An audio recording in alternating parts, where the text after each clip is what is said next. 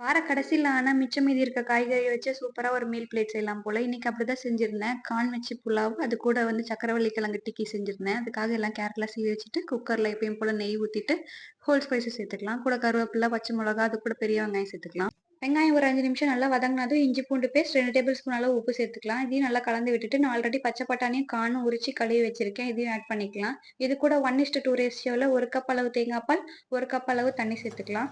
நல்லா கொதிச்சதும் அரிசி ஆட் பண்ணிக்கலாம். நான் இன்னைக்கு நார்மல் சாப்பாடு ரைஸ் தான் சேர்த்துருக்கேன். இதுக்கு பதிலா பாஸ்மதி ரைஸ், ஜீரக சம்பா ரைஸ் எது வேணா சேர்த்துக்கலாம். லாஸ்ட்டா ஒரு கைப்பிடி அளவு புதினா சேர்த்து நல்லா கொதிச்சதும் லோ ஃப்ளேம்லயே 2 விசில் வச்சு எடுத்துக்கலாம். சக்கரவள்ளி கிழங்கு டிக்கி செய்யறதுக்காக வேக வச்ச கிழங்கு கூட மேஷ் பண்ணிட்டு, கருவேப்பிலை, பச்சை மிளகா, வெங்காயம், அது கூட இஞ்சி பூண்டு பேஸ்ட், கேரட், அது கூட சாட் மசாலா, உப்பு, 2 டேபிள் ஸ்பூன் பைண்டிங்காக கடல மாவு சேர்த்துட்டு நல்லா வடை மாதிரி ஷேப் பண்ணி எடுத்துக்கலாம். இன்னைக்கு ஷாலோ ஃப்ரை தான் பண்ண போறேன். ரொம்ப டீப் ஃப்ரை பண்ண தேவையில்ல. மேல லைட்டா கிறிஸ்பியா இருந்தா சூப்பரா இருக்கும் ஆல்ரெடி வேக வச்சதுனால. கேரட் மிச்சம் இருந்ததுனால தயிர் பச்சடியில ஆட் பண்ணிட்டு லாஸ்ட்டா மாம்பழம் வச்சு சாப்பிட்டேன்.